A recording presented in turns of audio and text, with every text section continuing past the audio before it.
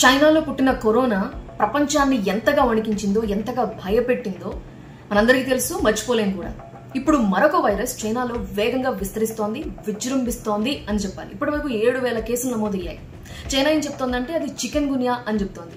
Patients severe headache, body pains, fever, joint pains తో బాధపడుతున్నారట. మీకు గుర్తుండే ఉంటుంది, చైనాలోని వుహాన్ లో కరోనా డిటెక్ట్ అయినప్పుడు కంప్లీట్ గా వుహాన్ సిటీకి ఇతర ప్రాంతాలతో సంబంధాలు దిగిపోయాయి. కంప్లీట్ లాక్డౌన్ అనౌన్స్ చేసింది చైనా.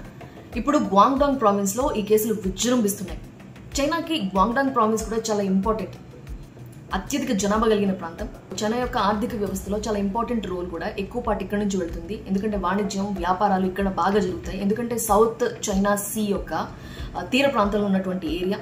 అంతేకాదు టూరిజం, ఎవరైనా చైనాకు వెళ్ళినప్పుడు ఖచ్చితంగా గ్వాంగ్డాంగ్ ప్రావిన్స్ ని విజిట్ చేస్తారు. అక్కడ కల్చర్, అప్పట్లో పురాతనమైనటువంటి ఇళ్ళు ఎలా ఉంటాయి, అలాంటి ఫోక్ కల్చర్ ఉన్నటువంటి విలేజెస్ ఉన్నాయి, కోస్టల్ సిటీస్ ఉన్నాయి, చాలా మంది వెళుతూ ఉంటారు. అందుకనే అమెరికా ఇప్పుడు ఒక ట్రావెల్ అడ్వైజరీని ఇష్యూ చేసింది. తమ పౌరులు ఎవరు కూడా చైనా వెళ్లొద్దు, ఎస్పెషల్లీ గ్వాంగ్డాంగ్ ని విజిట్ చేయొద్దు అని చెప్తోంది.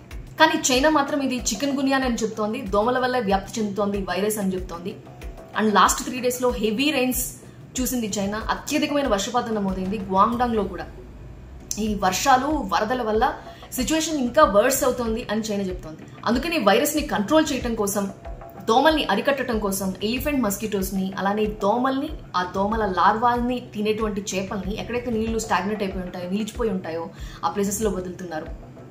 కానీ ఇక్కడ అసలు విషయం ఏంటంటే, చికెన్ గున్యానే అయితే ఒకరి నుంచి ఒకరికి వ్యాప్తి చెందదు. మరి ఎందుకు క్వారంటైన్?